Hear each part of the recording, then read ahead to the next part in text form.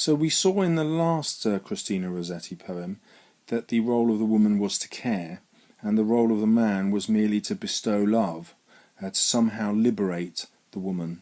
And this continues in From the Prince's Progress. Here, one speaker is criticising a male who had it in his power to love.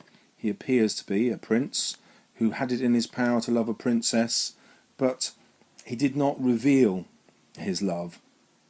You loitered on the road too long, you trifled at the gate. And so he's taken her love for granted, and that's his crime. Although he was capable of love, he did not bestow it. The princess is enchanted in her tower, enchanted by the prince, and he has the power to release her, but chooses not to, so that she's only released by death, and that's the criticism levelled by the speaker in the poem.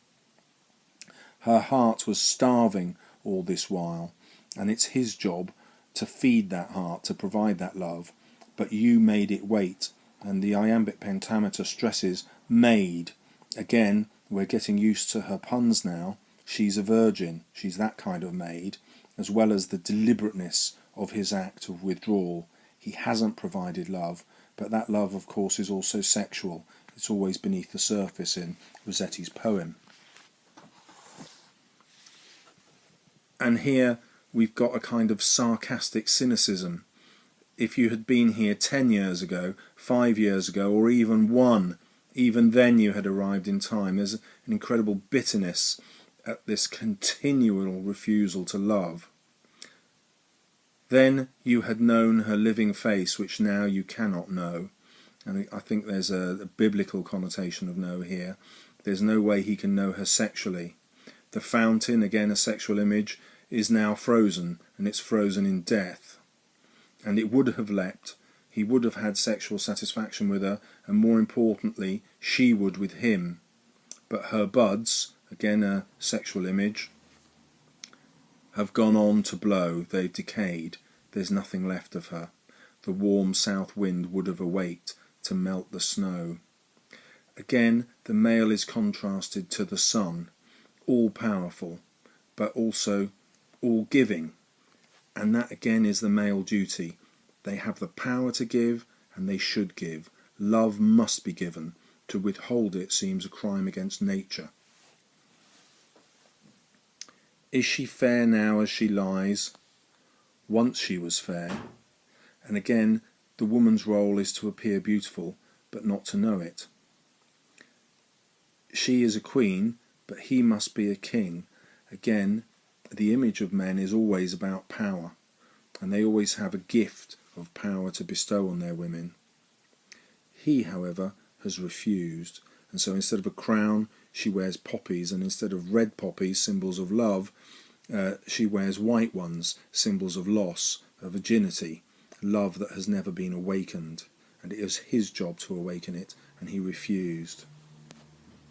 What has he lost? Well, he's lost her, but she seems to have lost much more. She seems to have lost herself. She didn't smile, and she didn't frown. She seems to have lived in a suspended state, again caring for others. She didn't care what she looked like, so little heeded what she wore. So unlike a Victorian image of a woman, and certainly a modern image of a woman. We never heard her speak in haste. Her tones were sweet, and so even though bitterly disappointed, she has remained true to the people in her care. She is a queen or a princess to them.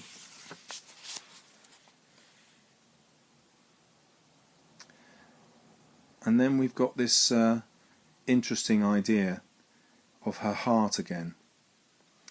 Her heart is something that he should have treasured, but he didn't. And look at the physical imagery to describe what's going on around. There was no hurry in her hands, no hurry in her feet.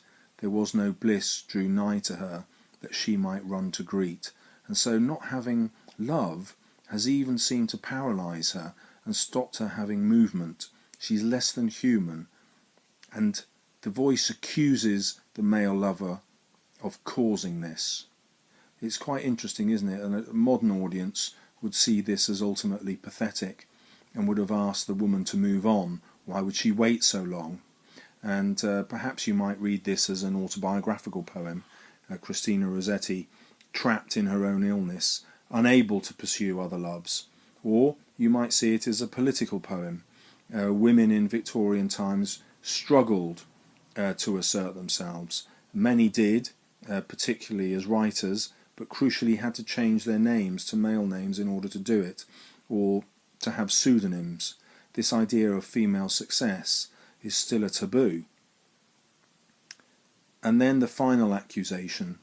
The lover has arrived weeping as though that were real love, but the speaker says it wasn't. If you'd come yesterday while she was still dying, then the love would have meant something, but now your love is worthless. And consequently, the roses that he brings are too red because they're too symbolic of love, a love that was not really real. And ultimately, he is to be denied.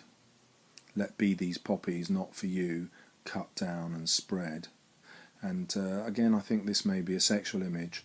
The woman cut down and spread is sexually available, but here the irony is that that availability is only there because she's dead, and actually therefore not available.